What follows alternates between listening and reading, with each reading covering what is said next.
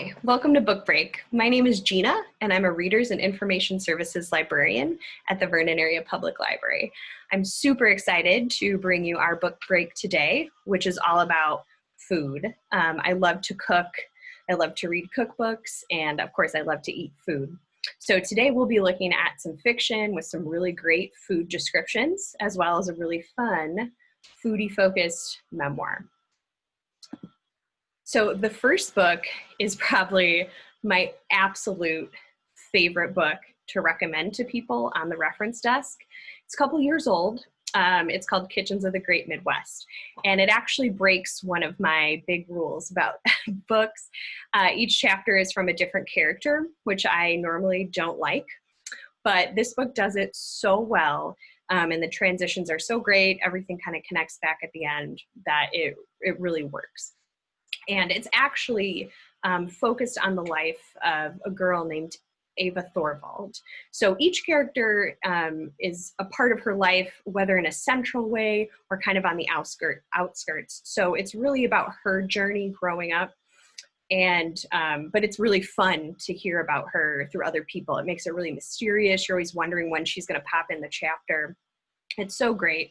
And the book actually starts with a chapter from her father. She's just been born, and he's a foodie too, and he's trying to like puree some fancy foods for her to try. It's great. My favorite chapter, of course, is the peanut butter bars dessert chapter.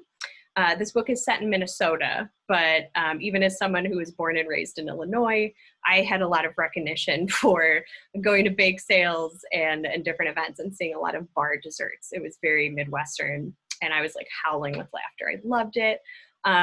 You'll also learn about making a homemade Caesar salad, hot peppers, lutefisk, and more. So because this book is a couple years old and was really popular, if you have read it, I also recommend her other book that came out last year called Lager Queen of Minnesota, which is from only the perspective of a couple characters, and it follows a family who brews beer in Minnesota. It's really interesting. So the next book is a little bit more of a historical fiction. It's called Recipe for a Perfect Wife. And it follows a woman named Alice Hale, who leaves a career in publicity to become a writer. And she basically follows her husband, Nate, to the New York suburbs. This is modern day. So she finds an old cookbook in a box in the basement from the previous owner, a 1950s housewife named Nellie. And she, through looking through the book and cooking some of the recipes, finds clues to Nellie's life and is starting to piece together her very mysterious story. And she also learns how to make meatloaf 5 ways, which is really great.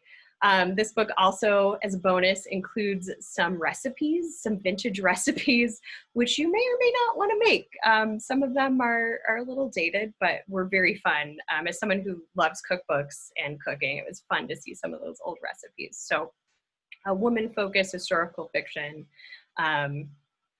It's sure to be a page turner. And then the last book I was debating, because one of my favorite food memoirs of all time is, of course, Julia Child's Life in France. And because that's so beloved, I think so many people have read it, have heard of it. So I think if you liked that, you're going to like this book instead. It's called Mastering the Art of Soviet Cooking. And it's a memoir by a celebrated food writer. So the author was actually born in Moscow in 1963.